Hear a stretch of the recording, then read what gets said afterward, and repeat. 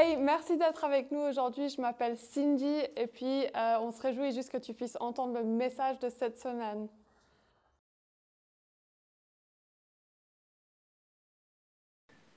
Est-ce que vous allez bien? Yes. Oh, il y avait, contrairement à certains dimanches matins, là, il y avait de la réaction, c'est cool. On est dans une série un peu particulière ici à Home qu'on a appelée La vie de Joseph, où on retrace toute la vie de Joseph. Joseph, donc, dans l'Ancien Testament, parce que pour ceux et celles qui le savent peut-être, il y a plusieurs Joseph dans la Bible. L'un d'entre eux, c'est le papa de Jésus. Et là, on s'intéresse à celui de l'Ancien Testament, celui dont son père est Jacob. Si ça vous dit rien, je vous encourage à écouter les deux dernières prédications qu'on a eues. Et si ça vous dit quelque chose, tant mieux. Mais ne vous inquiétez pas, cette prédication se suffit à elle-même pour sa compréhension. En tout cas, j'espère. J'ai fait en sorte qu'on puisse la comprendre. Les deux derniers dimanches, on a vu plusieurs thèmes du coup, sur la vie de Joseph. La première fois, c'était « N'enterre pas tes rêves ». C'était Yves, le pasteur de cette église, qui avait parlé de ce thème « N'enterre pas tes rêves ». Ensuite, on a vu aussi qu'il ne fallait pas que ces mêmes rêves deviennent des idoles dans nos vies, qu'il fallait veiller à ce que ça ne remplace pas la place de Dieu dans nos cœurs. Et aujourd'hui, on va sortir un petit peu du thème des rêves pour arriver sur un autre thème que j'aime beaucoup, que j'ai redécouvert, pour être honnête, je dirais, dans cette dernière année qui s'est écoulée, c'est la confiance en Dieu. Placer notre confiance en Dieu. C'est un thème où on peut se dire, on en a déjà entendu parler, je crois que ça va, j'ai confiance en Dieu.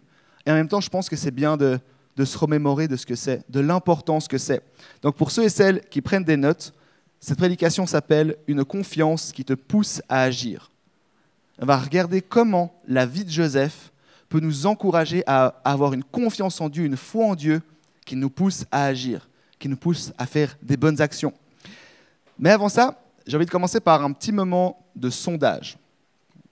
Je vais vous poser des questions, et à chaque fois que la réponse à cette question pour vous est oui, je vous demanderai de lever la main. Il n'y a rien d'hyper profond, d'hyper challengeant. Tout va bien, c'est des questions assez simples. Donc merci de jouer le jeu, parce que sinon je ne peux pas faire la suite de ma prédique. Première question. Qui trouve ici que c'est difficile de vivre en tant que chrétien ou chrétienne aujourd'hui? Ok, beaucoup de personnes, je dirais les 2/3, les 3/4 de la salle. Deuxième question. Qui a déjà vécu des périodes de doute dans sa vie de foi, au moins une fois dans sa vie? Ok, quasiment toutes les mains. Qui s'est déjà demandé, Dieu, pourquoi tu n'agis pas, alors que là, en ce moment, dans cette situation, j'ai besoin de toi? Ok, toujours beaucoup de mains qui se lèvent. Dernière question. Qui s'est déjà dit, au moins une fois dans sa vie, ce serait tellement plus simple si Dieu faisait exactement ce que je lui demandais de faire? Ça assume moins, là. Hein. Mais il y a quand même des mains plus hésitantes, là, mais des mains qui se sont levées, quasiment, je dirais aussi les 2/3, les 3/4. Ce que je voulais faire avec ce sondage-là, c'est pas juste de constater les réponses comme ça depuis où je suis, mais c'est de se rendre compte, en fait, que c'est un sujet, un jour dans notre vie, peut-être qu'on ne l'a pas encore vécu, peut-être que c'est un sujet qui nous touchera plus tard, mais on est tous touchés par ce sujet un jour dans notre vie de foi. Notre confiance en Dieu.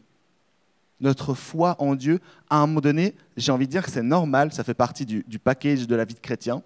À un moment donné, on doute. À un moment donné, on a des situations difficiles dans notre vie qui fait qu'on se pose ces questions. Dieu, est-ce que tu es vraiment là? Dieu, est-ce que tu existes? Dieu, est-ce que tu mérites que je place ma confiance en toi? Et moi, pour être totalement honnête, c'est quelque chose où c'est des questions que je me suis posées vraiment plus d'une fois dans ma vie. Plus d'une fois, je me suis demandé même, ça sert à quoi en fait d'avoir confiance en Dieu? Ce ne serait pas plus simple si je n'avais pas confiance en Dieu? Je pourrais aller tout seul, je pourrais ne plus être chrétien, je pourrais vivre ma vie et ce serait peut-être plus simple au final. Mais je crois qu'il y a plein de perles, plein de richesses dans la confiance qu'on place en Dieu. Et je commençais par une petite histoire personnelle. Il y a quelques années, j'étais en couple avec une fille qui n'est plus ma copine actuelle. Ça veut dire qu'entre-temps, on a rompu, pour ceux qui suivent un peu. Et on est restés 4 ans ensemble. Après 4 ans, je me suis dit, je crois qu'il est temps. Je crois qu'il est temps que je lui demande sa main. Je crois que je vais lui demander en mariage. Mais comme j'étais un super bon chrétien, enfin je le suis toujours, je me suis dit, Seigneur, je vais prier et je veux une confirmation de ta part. Je veux vraiment recevoir et être convaincu que c'est ta volonté et que ce n'est pas moi qui part dans tous les sens. Je veux être sûr. Alors j'ai prié plusieurs semaines. J'ai même pris un temps de jeûne pendant ce moment-là. Et à la fin, j'ai vraiment reçu une conviction, même aujourd'hui je peux le dire, sincère, que oui, que c'est juste, que c'est bon. Vous avez compris qu'entre-temps, il s'est passé des trucs du coup, parce que je ne suis pas fiancé à cette fille. Parce que 2 semaines après, le moment vraiment où je me suis dit je vais commencer à économiser une bague parce que j'ai reçu le oui de la part de Dieu, j'ai reçu un petit appel de sa part, et un appel qui n'était pas une bonne nouvelle, parce qu'il m'a dit il faut qu'on parle. Alors soit on était pile poil sur la même longueur d'onde, et puis Jésus lui avait dit il faut que tu te fiances maintenant, et là il fallait qu'on parle, soit on n'était pas du tout sur la même longueur d'onde. Et on n'était pas du tout sur la même longueur d'onde. Elle m'a dit en gros qu'elle avait des gros doutes sur ses sentiments, que même dans l'histoire, elle commençait à bien aimer un autre garçon, et qu'au final, en fait, elle se posait plein de questions, et on a continué à prier. On a aussi jeûné pendant 2 semaines ensemble. Moi, j'ai reçu qu'il fallait que je me batte. Elle a reçu qu'il fallait qu'elle s'arrête. Donc en fait, quand je dis qu'on a rompu, en fait, je me suis fait larguer dans l'histoire. Et là, je me suis dit, Seigneur, pourquoi tu joues avec moi ?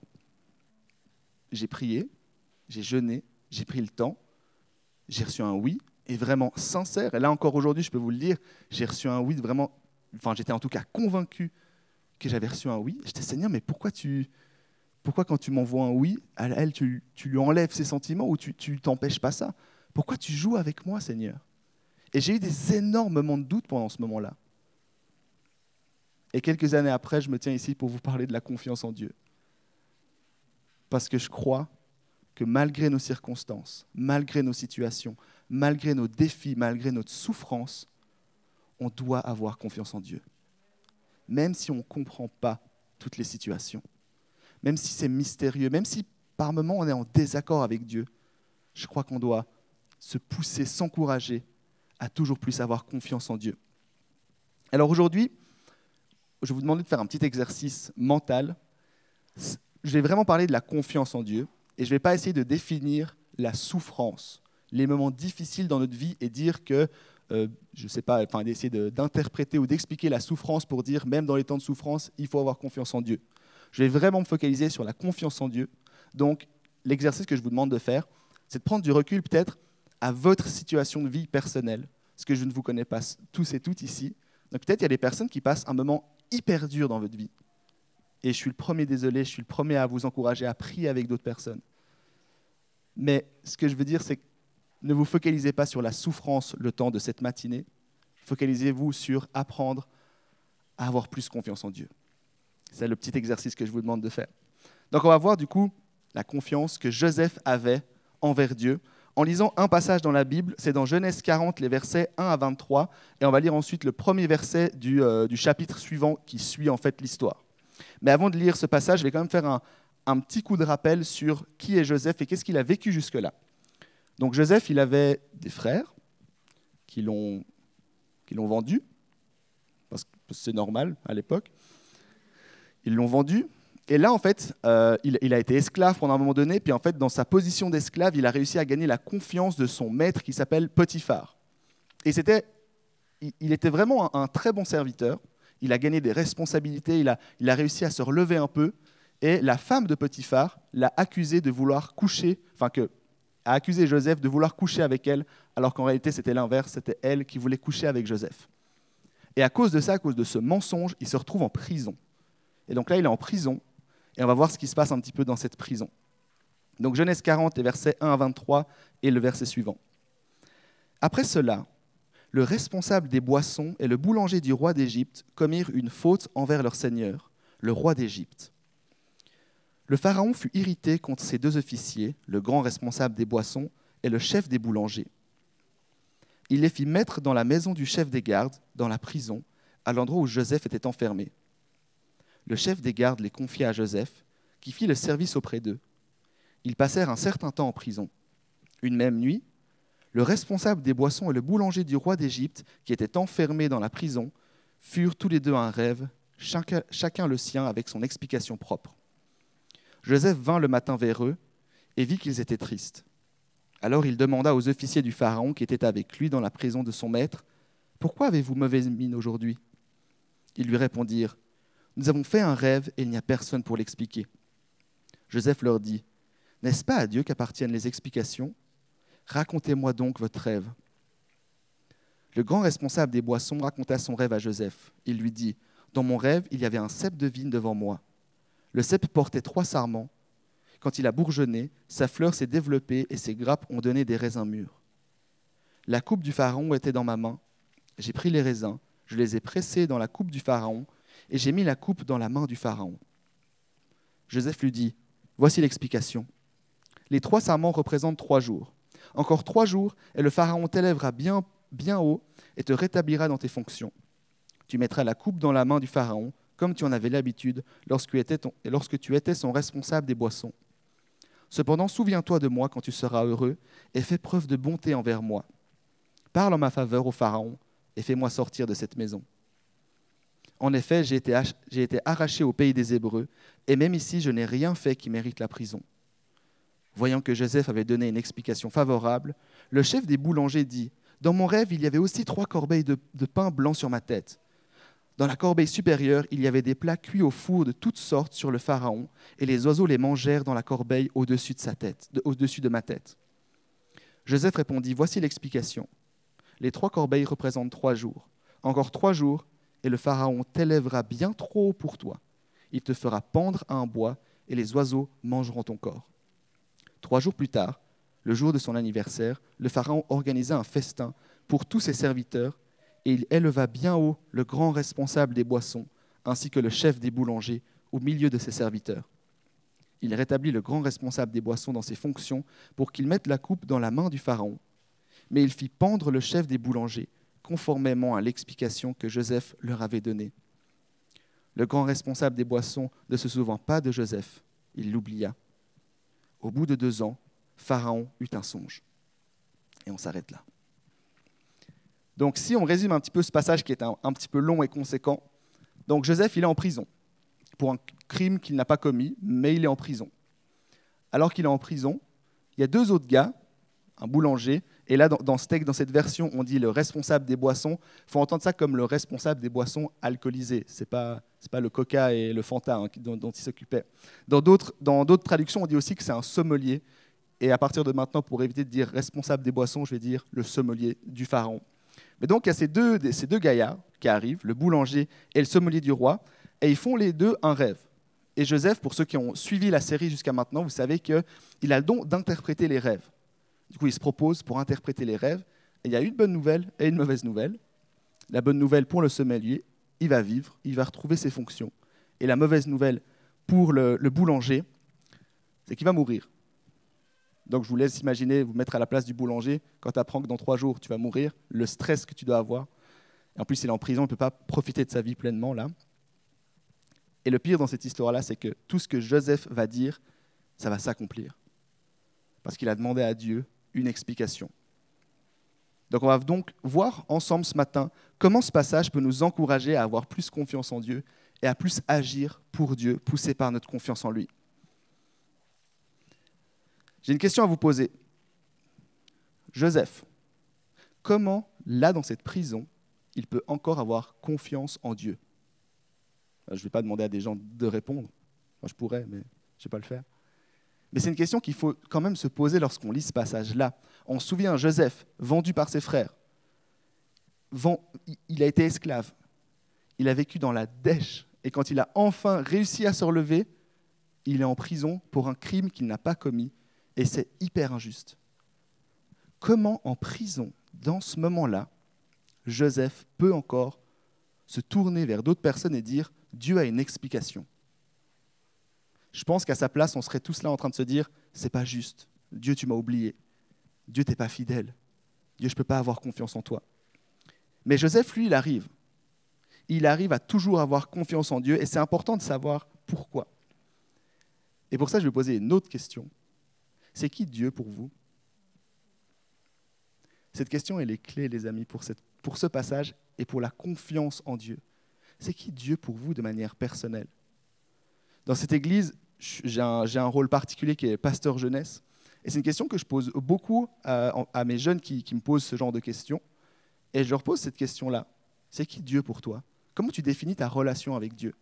Et que ce soit dans ce groupe de jeunes ou dans d'autres milieux, la réponse que j'entends le plus, c'est que Dieu, c'est un ami. Ce qui est 100% juste.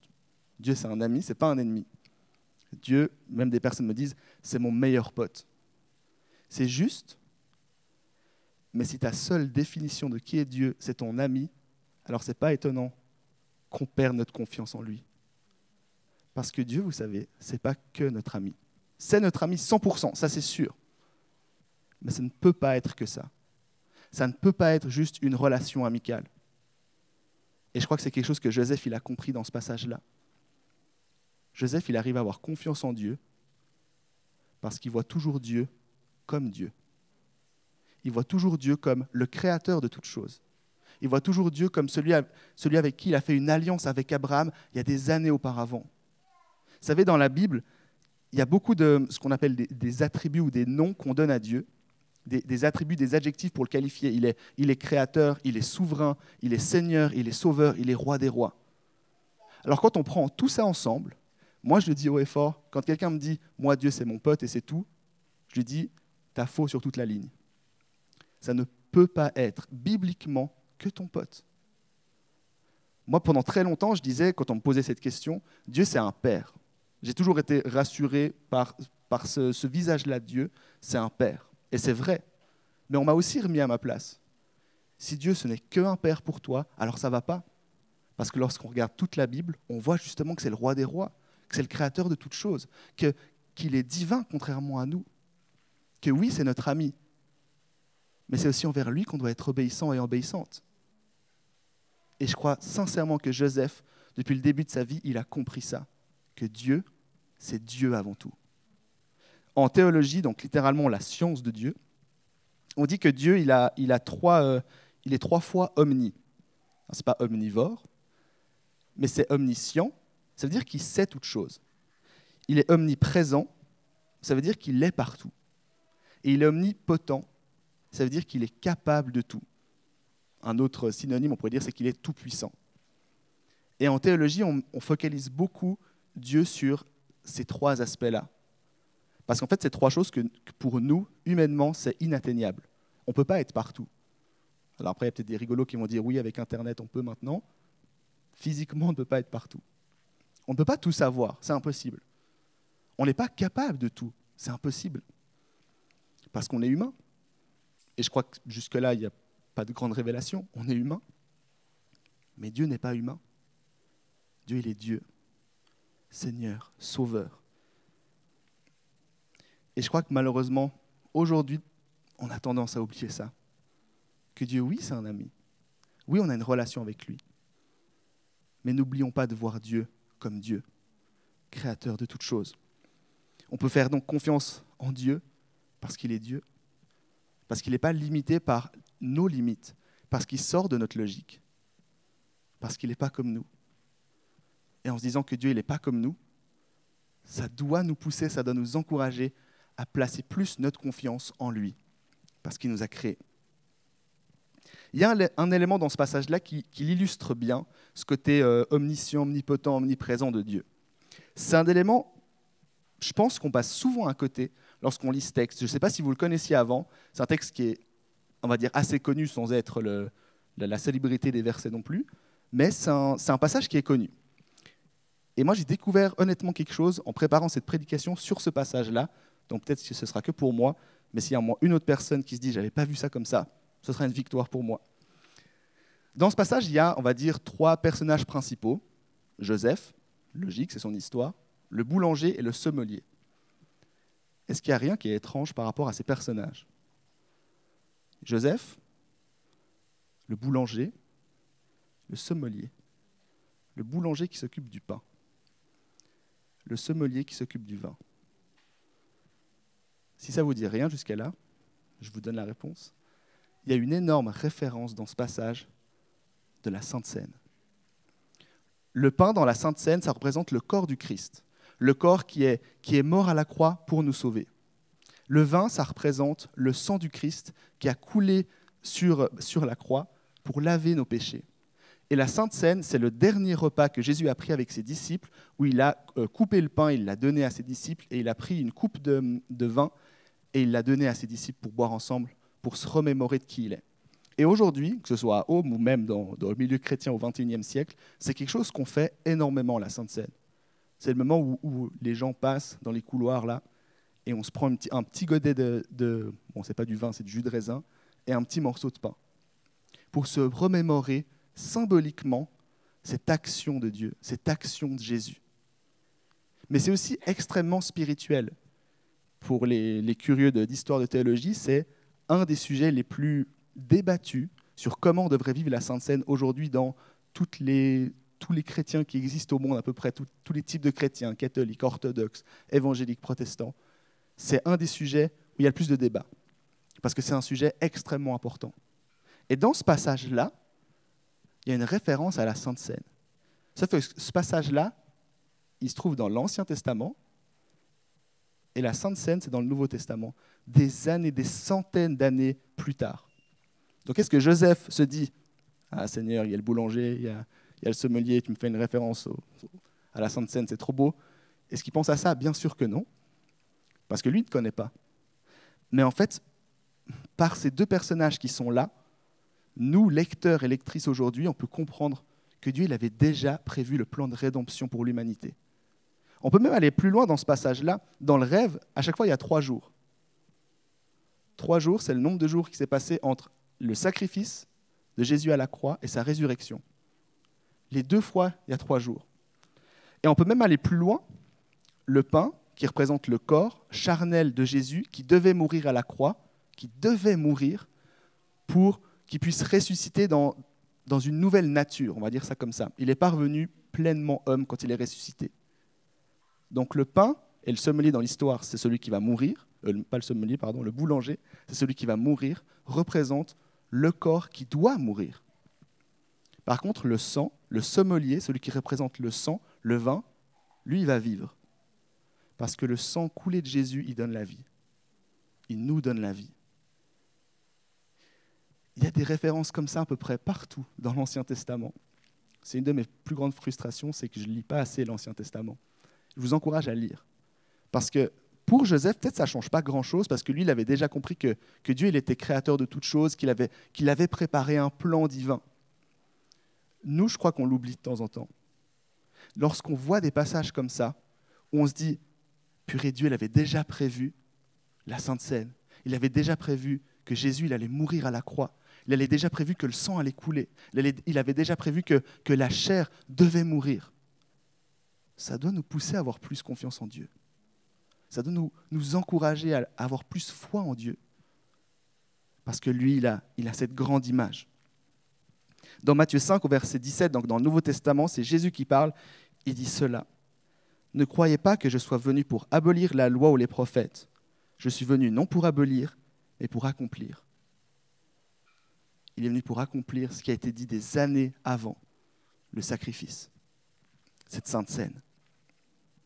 Dieu a tout prévu au départ, même le plan du salut pour l'humanité. Ce n'était pas improvisé à un moment donné. C'était voulu, c'était organisé, c'était créé de la part de Dieu. Alors Joseph, parce qu'il sait que Dieu est l'omniscient, omnipotent, omniprésent, qu'il est capable de tout, il arrive à avoir confiance en Dieu malgré ces situations. Parce qu'il sait aussi que c'est un Dieu qui est bon, que c'est un Dieu qui est juste, que c'est un Dieu qui est bienveillant et qui est aimant. Et même si on vit des situations qui sont bizarres dans nos vies, challengeantes, défiantes, on doit se remémorer de ça. Il est bon, il est juste. Il m'a déjà sauvé. Il a déjà préparé le plan du salut. Est-ce qu'on arrive à voir Dieu comme ça aujourd'hui? Dieu créateur, qui a tout prévu, un Dieu bon. Est-ce qu'on arrive à avoir confiance en lui, malgré nos circonstances? Parce que les amis, je crois que c'est ça la foi. La foi, ce n'est pas croire en quelque chose qu'on peut prouver. C'est croire en quelque chose malgré le fait qu'on ne puisse pas le prouver. Vous savez, il y a quelques années, j'étais au gymnase et j'étais une catastrophe. J'ai redoublé ma 2e année de gymnase pour plein de raisons. Et vous savez, on ne peut pas redoubler 2 fois la même année. Donc j'ai refait ma 2e année de gymnase. Et quand je faisais un 3,5, c'est que c'était une bonne note, sachant que la moyenne est à 4. Bon, j'ai quand même réussi le gymnase, je ne sais pas par quel miracle, mais j'ai quand même réussi le gymnase. Mais alors que je faisais des 3, des 2,5, des 3,5, des 1,5, ma famille et mon entourage proche, ils n'arrêtaient pas de me dire « tu vas y arriver ». T'inquiète pas, tu vas y arriver. On t'encourage, on croit en toi. Objectivement, dans les faits, il ne fallait pas croire en moi. Mauvais pari, les amis. Il n'y a rien qui te prouve que tu dois me faire confiance que je vais réussir le gymnase. Et pourtant, ils n'arrêtaient pas de me dire « on croit en toi, tu vas y arriver, t'en es capable ». Malgré le fait qu'on ne devrait pas parier sur toi. Et je crois, les amis, que la foi en Dieu, c'est pareil. Avoir confiance en Dieu, c'est pareil. Ce n'est pas parce qu'on peut le prouver. Ce n'est pas parce qu'on peut se dire « ah ouais, là, je vois que stratégiquement, si je fais confiance en Dieu, ça va m'apporter ça, et puis que là, ensuite, je vais réussir, du coup, ouais, il faudrait que j'arrive à avoir confiance en Dieu un peu plus. » Non, en fait, ça ne devrait même pas être une question, normalement. On doit avoir confiance en Dieu, on doit avoir la foi en Dieu, point final. Martin Luther King, pardon, j'ai oublié le King à la fin. Il a dit la chose suivante: avoir la foi, c'est monter la première marche, même quand on ne voit pas tout l'escalier. Je crois que les amis, c'est ça, une foi. Je crois, les amis, que c'est ça, la confiance en Dieu. Et qu'on doit être poussé, comme Joseph, à avoir toujours plus confiance en Dieu. Mais avoir confiance en Dieu, c'est bien. C'est même un objectif. Mais on a vu avec Joseph que ça ne doit pas s'arrêter à ça. C'est le titre de ma prédication, avoir une foi qui nous pousse à agir. Notre confiance en Dieu, notre foi en Dieu doit nous pousser à faire plus, à faire de meilleures choses, à toujours plus se poser la question, c'est quoi la volonté de Dieu? Comment est-ce que je peux l'accomplir? Comment est-ce que je peux aider Dieu à rendre ce monde un peu meilleur? Comment est-ce que je peux être à moi seul une sorte de présence de Dieu? Parce que lorsque je vois la vie de Joseph, c'est quelque chose qu'il a constamment fait. Sa confiance en Dieu l'a poussé à agir. Sa foi en Dieu l'a poussé à agir, à continuer à obéir, à avoir confiance en Dieu. Vous savez, par moments, je crois qu'on passe par des moments difficiles. Et peut-être qu'on n'a pas forcément une foi qui passe par un moment de doute, mais qu'on peut douter de nous-mêmes. Et peut-être que Dieu ne m'aime pas finalement. Peut-être que je ne suis pas capable. Peut-être que j'en aurais été capable il y a une année, mais là, aujourd'hui, je ne peux plus. Peut-être que Dieu ne m'a jamais demandé, en fait, de le refléter là où je suis. Peut-être que je suis trop nul. On peut passer par des moments comme ça, où on remet un peu notre vie en question. Mais je ne crois pas que Dieu nous demande de bien agir selon comment on se sent, selon si on est nul ou pas. Parce que, spoiler alerte, personne n'est nul. Personne n'est pas digne d'être aimé. Personne n'est pas digne d'être utilisé par Dieu. Mais par moments, on peut se convaincre un peu tout seul parce qu'on doute de nous, qu'on n'en est pas capable. Et si c'est votre cas aujourd'hui, j'ai envie de rétablir cette vérité. C'est faux, vous en êtes capable. Votre foi vous pousse à agir d'une bonne façon. À l'inverse aussi, on peut se dire, c'est bon, j'ai la foi, c'est bon. Donc c'est tout bon, je vais être sauvé. Dans la Bible, c'est dit, c'est la foi qui sauve. Donc c'est bon, Seigneur, je crois en toi, ça suffit. Et je reviens sur l'histoire de Joseph. Lorsque je regarde Joseph, je ne vois pas un gars qui se tournait les pouces dans la prison en se disant genre c'est bon, j'ai confiance en Dieu, les deux zigotos, là, le boulanger et le sommelier, ils vont bien s'en sortir tout seuls. Non, il s'est senti obligé d'interpréter leurs rêves. Parce que c'est ce que Dieu lui a demandé de faire à ce moment-là. Et je crois sincèrement qu'on doit avoir aussi une foi qui nous pousse à agir. Dans Jacques 2, au verset 26, il est dit « Comme le corps sans âme est mort, de même la foi sans les œuvres est morte. » Notre foi doit nous pousser à agir. Alors j'ai envie de vous présenter trois manières d'inspiration du comportement de Joseph, de sa foi qu'il poussait à agir. 3 choses qu'il a fait tout au long de sa vie et qu'on voit vraiment ici dans ce passage-là, de comment est-ce qu'on peut s'inspirer de lui pour agir selon notre foi. La première chose, c'est que Joseph, tout simplement, il a utilisé un don que Dieu lui a donné. Joseph, je l'ai dit avant, il a le don d'interpréter les rêves. Et franchement, je pense qu'on a tous fait un rêve qu'on n'a pas du tout compris, qui est marquant. On se réveille, on est là, wow, qu'est-ce qui vient de se passer? Et on aurait tous voulu avoir un petit Joseph dans notre vie, qui nous explique un peu notre rêve. Je sais qu'il y a des études qui essaient d'expliquer aussi les rêves aujourd'hui.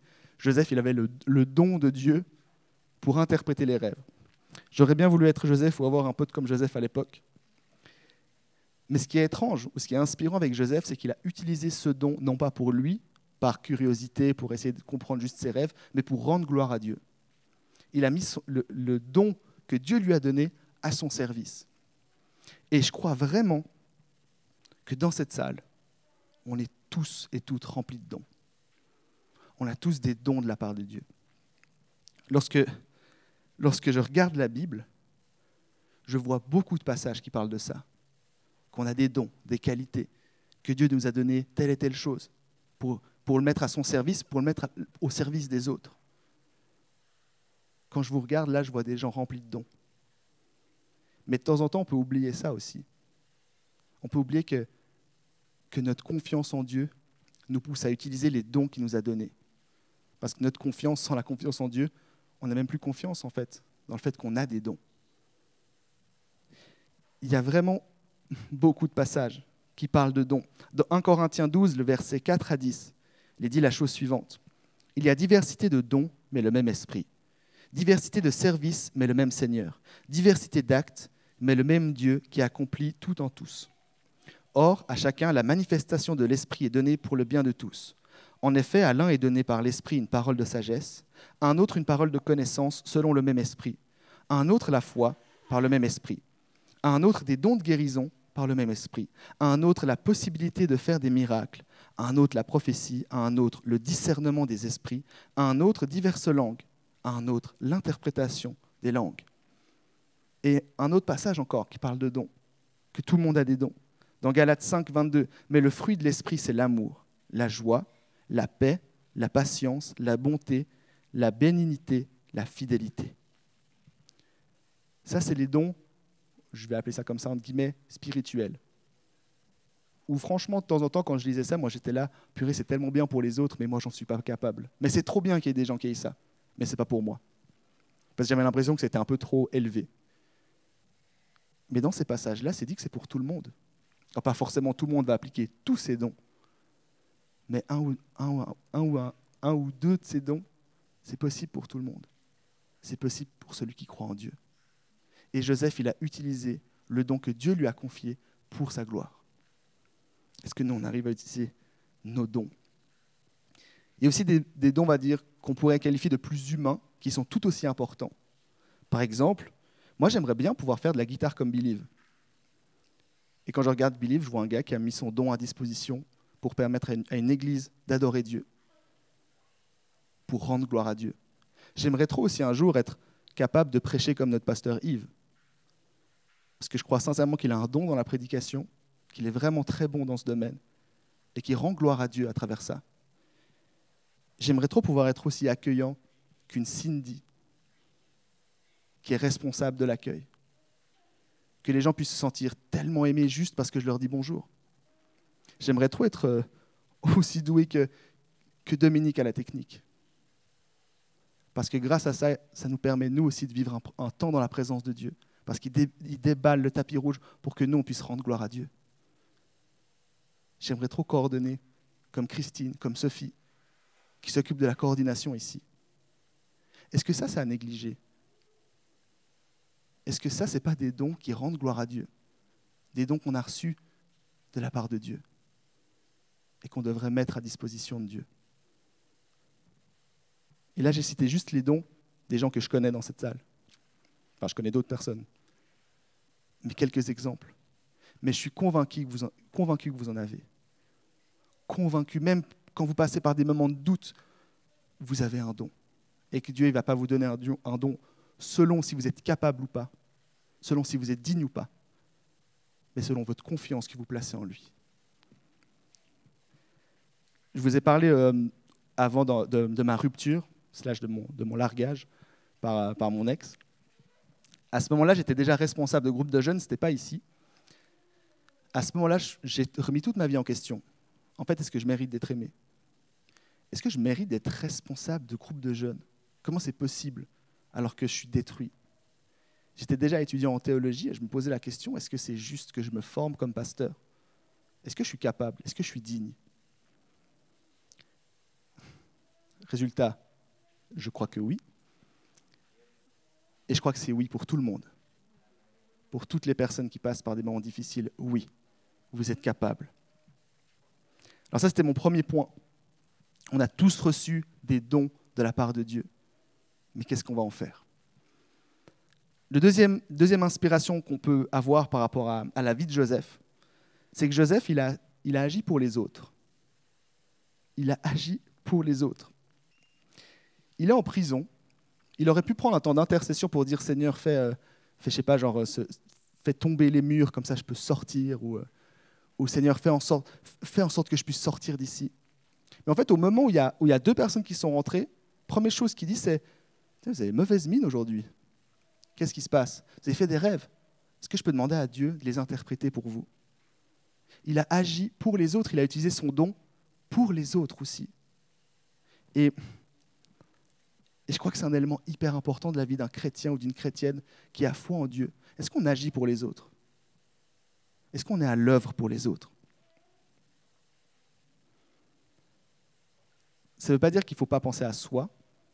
Ça ne veut pas dire que nous, on ne compte pas et qu'il ne faut jamais prendre de temps pour se reposer. Jonas l'a dit, il était en vacances. Maintenant, il a bonne mine. Enfin, tu avais aussi bonne mine avant. Hein, mais je crois que c'est juste de prendre des temps pour soi. Mais je crois aussi qu'il y a un juste équilibre à avoir entre prendre du temps pour soi et prendre du temps pour les autres ou servir les autres. Et je crois que c'est ce juste équilibre-là qu'on est appelé à trouver dans la présence de Dieu. Même Joseph, il a dit au sommelier, « Souviens-toi de moi quand tu vas sortir, fais en sorte que je sorte aussi. » Il ne s'est pas oublié dans l'histoire. Mais d'abord, il a essayé d'interpréter les rêves. D'abord, il s'est mis au service des autres. Par rapport à ça, je vais vous poser une question. Est-ce que vous connaissez le mot « allélon » ?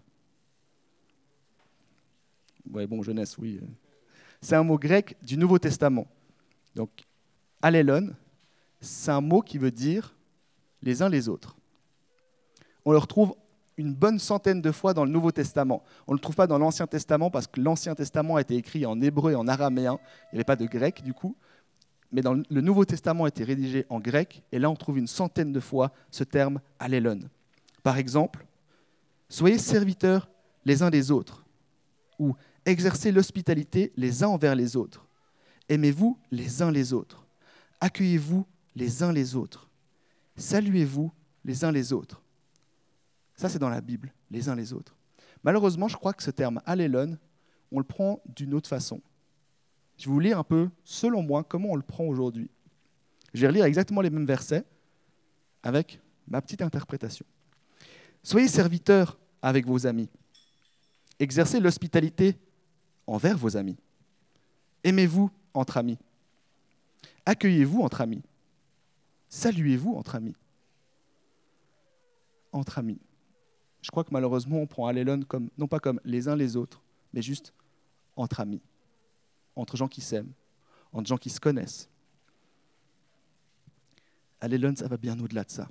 Et lorsque je regarde Joseph, même si c'est dans l'Ancien Testament, puis qu'allélon, ce terme n'existait pas, lui, il avait compris ce que c'était d'être là les uns envers les autres. Et je crois sincèrement que de temps en temps, même en venant à l'église, on se réjouit de voir allélon, mais nos potes. Alors que Dieu nous demande de prendre soin les uns des autres. Les uns les autres, ça veut dire tout le monde, même ceux qu'on ne connaît pas, même les personnes avec qui on n'a pas encore de relation. C'est un truc que j'ai compris, non pas à l'église, mais dans mon équipe de foot, ça.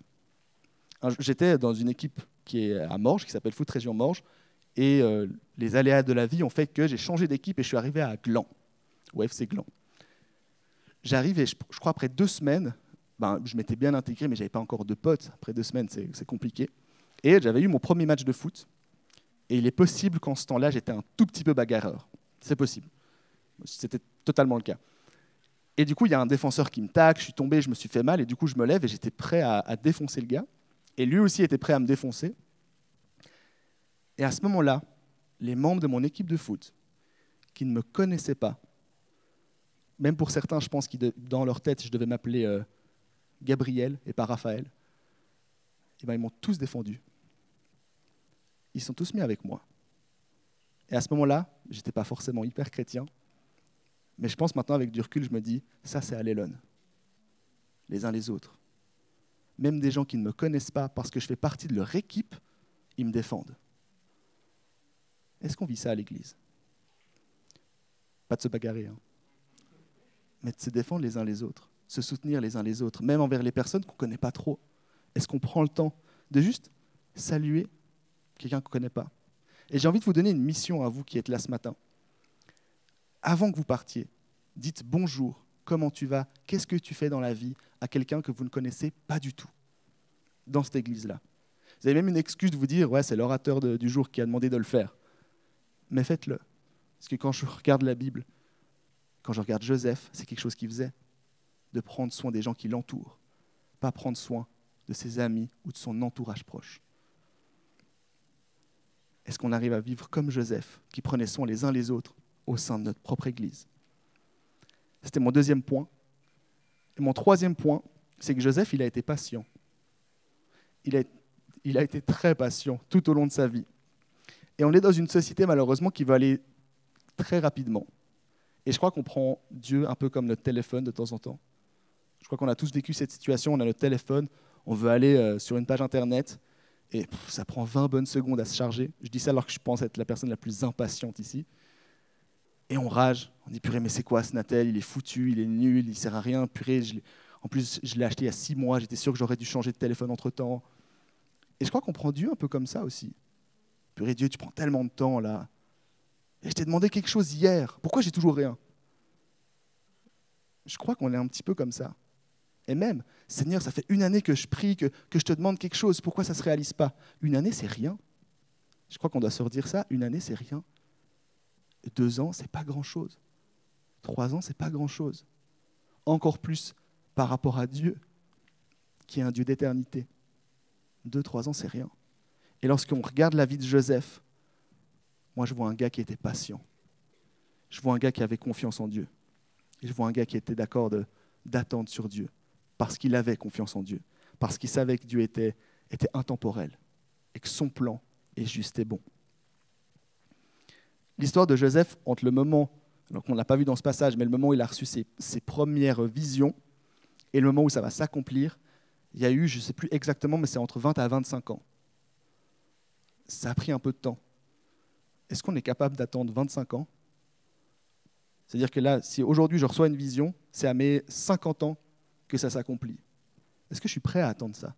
Et même dans ce passage-là, à la fin, je vous ai lu le dernier verset, c'est 2 ans plus tard que le sommelier, parce que le pharaon va faire un rêve, que le sommelier va se dire « Ah mais attends, mais en prison, comment je suis sorti? Ah ouais, purée, il y a un gars qui a interprété mes rêves, le pharaon a besoin qu'on interprète son rêve, on va peut-être essayer de le faire sortir, ce gars. » Ça a pris 2 ans. Et lorsqu'on regarde le passage, la suite, je n'ai pas pu vous le lire, mais on voit un gars qui n'était pas du tout impatient, qui arrivait juste en se disant que c'est le bon moment. Est-ce qu'on arrive à être patient envers Dieu? Ça me fait penser à une histoire que j'ai vécue il y a longtemps. J'étais, du coup, je vous ai dit, responsable d'un groupe de jeunes. Et il y avait une de mes jeunes, c'était pendant une soirée intergroupe, donc on était une centaine de différents groupes de jeunes. Et je la vois au fond de la salle et je la vois un peu genre hésitante, elle se posait des questions. Je la connaissais très très bien. Et à un moment donné, pendant un temps de louange, je l'ai vue se mettre comme ça et commencer à prier. Et elle a fait littéralement ça. J'étais sûr. Elle est partie. J'étais là, mais qu'est-ce qui s'est passé? Donc je lui demande. Puis elle m'a dit, non mais Raph, tu comprends pas. J'ai demandé un truc à Dieu, il ne l'a pas accompli. Puis je lui ai dit, mais t'as demandé quand? Pendant la soirée. Mais on est la soirée là. Oui, mais il devait le faire tout de suite, non, s'il m'aime. J'étais là, je crois que tu n'as pas compris quelque chose sur la patience. Mais je crois que même, laisse un tout petit peu de temps à Dieu quand même. Il s'est passé vraiment, je pense, maximum 5 secondes entre le moment où elle a demandé quelque chose et le moment où elle était déçue de Dieu. Je crois que de temps en temps, on est aussi un peu comme ça. Seigneur, tu n'as pas encore accompli. Chaque chose en son temps. Dieu, il est au-dessus de nous. Vous vous souvenez du point que j'ai dit, Dieu, il est Dieu. On doit avoir confiance en lui. Ce n'est pas nous qui fixons nos conditions. Ce n'est pas nous qui devons dire à Dieu, là maintenant, tu dois accomplir quelque chose, sinon je ne crois plus en toi. Sinon, je n'ai plus confiance en toi. Joseph, toute sa vie, il s'est montré patient. Et il s'est aligné au timing de Dieu. Alors, c'est les 3 choses qui nous poussent, que notre foi devrait nous pousser à faire. Apprendre à être patient et patiente. Apprendre à agir pour les autres et pas juste pour nos potes. Et puis le premier point, je ne sais plus. C'était quoi? On est là. Utiliser les dons. Merci Jonas. Merci à Jonas, la seule personne qui écoute. Utiliser les dons, apprendre à être patient et agir les uns pour les autres de manière allélone. C'est ce que Joseph nous apprend. C'est ce que notre foi doit nous pousser à faire aujourd'hui. Je vais appeler l'équipe louange pour terminer ce moment. S'il y a un truc que vous devez vous souvenir de ce matin, c'est que Dieu, c'est Dieu. Arrêtons de penser que Dieu, il est humain, que Dieu, c'est juste un ami, que Dieu, c'est juste le Père, que même Dieu, il est juste le roi des rois. Dieu, il est tout ça. Dieu, il est créateur de toutes choses. Dieu, il est divin. Et lorsque vous passez par un moment difficile, que ce soit dans votre vie ou dans votre vie de foi, un moment de doute, un moment de questionnement, à un moment donné où vous posez la question, est-ce que Dieu, il existe vraiment? Souvenez-vous que Dieu, il n'est pas limité par notre logique ou par nos propres limites. Souvenez-vous que Dieu est Dieu. Ce qu'on va faire maintenant, c'est que j'ai demandé à tout le monde de fermer les yeux un moment et de se poser cette question, comment je vois Dieu? C'est qui Dieu pour moi? Et j'aurais envie de prier pour des gens. J'ai envie de prier pour des personnes qui passent par des moments difficiles dans leur vie de foi, par des moments où ils n'arrivent plus à se dire Dieu est Dieu. Ce n'est pas forcément un moment d'appel, c'est plus un moment où j'ai envie de pouvoir, moi, prier depuis où je suis pour les personnes qui se posent ces questions. Alors je vous demande tous de fermer les yeux et pendant 1 minute, juste de vous poser cette question-là, c'est qui Dieu pour moi? Et je vous demanderai de jouer le jeu et de ne pas essayer de guigner qui va lever la main à quel moment.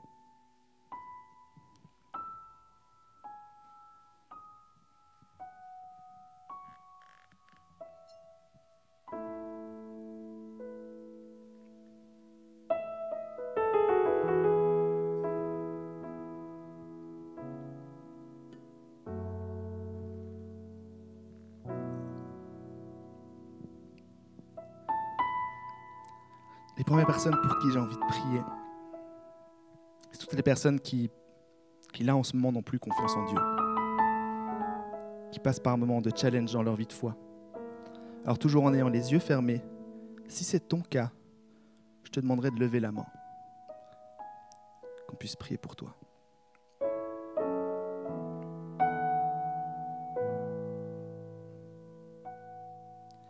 Seigneur, tu vois toutes ces mains qui se lèvent. Seigneur, tu vois ces mains qui disent « Je passe par un moment difficile. J'arrive pas forcément à te faire confiance. Ma foi est bousculée. »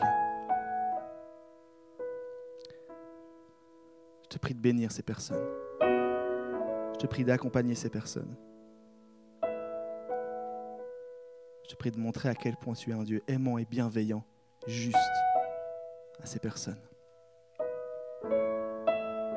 Que tu puisses faire en sorte qu'ils retrouvent une confiance saine et inébranlable envers toi et ton œuvre. Je te remets vraiment toutes les personnes qui ont levé la main. Amen. Je vous demande toujours de fermer les yeux et je vais prier pour un autre type de personnes. C'est toutes les personnes qui pensent ne pas être légitimes de recevoir des dons de Dieu.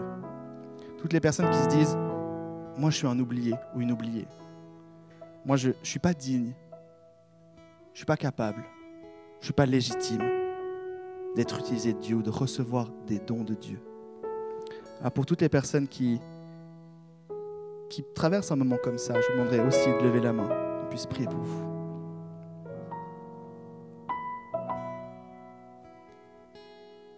Seigneur, tu vois ces mains qui se lèvent encore une fois. Ces mains de ces personnes qui soit ne se sentent pas capables, pas légitimes, pas dignes de pouvoir recevoir des dons et de pouvoir les utiliser pour toi et pour les autres.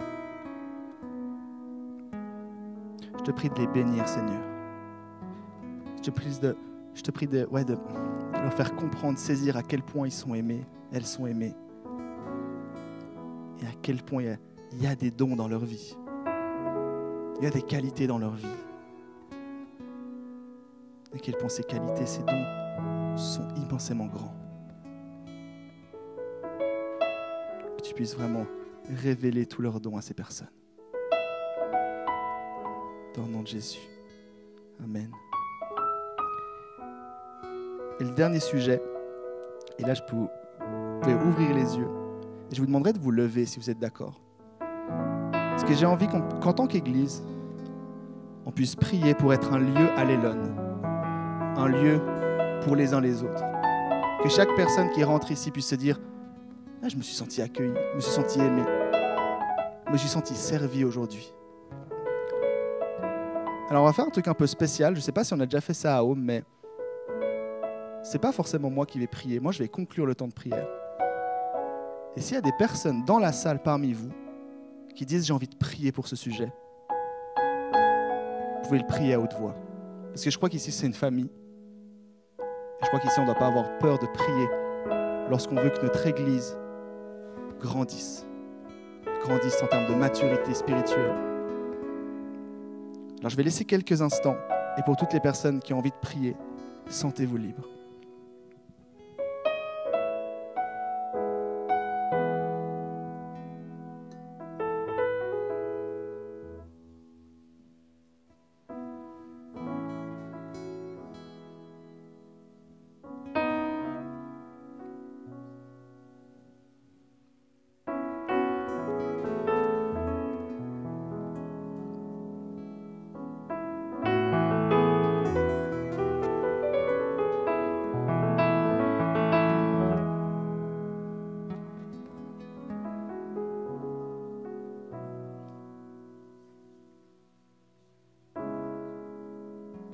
Seigneur, je te remets Home entre tes mains. Je te remets notre Église, notre famille, notre communauté entre tes mains. Et je te remets chaque individu, chaque personne présente dans cette salle, mais aussi qui disent que Home est leur Église entre tes mains, dans ta présence. Qu'avec tout le monde, on puisse construire une Église avec toi en mode allélone, en mode les uns pour les autres. Qu'on n'ait pas peur de se tourner vers les autres, qu'on n'ait pas peur de prendre soin les uns les autres. Qu'à Lausanne, on puisse être connus pour ça, Seigneur. Pour être là les uns envers les autres. Alors aide-nous de manière individuelle à grandir, nous améliorer dans ce domaine. Pour qu'ensemble, l'Église puisse grandir dans ce sens. Dans le nom de Jésus. Amen. J'espère que le message a pu te parler et que tu puisses vraiment prendre des pépites avec toi durant la semaine et les mettre en pratique. Si tu as envie de plus d'informations par rapport à l'église de Home et la communauté qu'on est, tu peux sans doute te diriger vers le site internet églisehome.com ou alors les réseaux sociaux, que ce soit Instagram ou Facebook. Et bonne semaine à toi.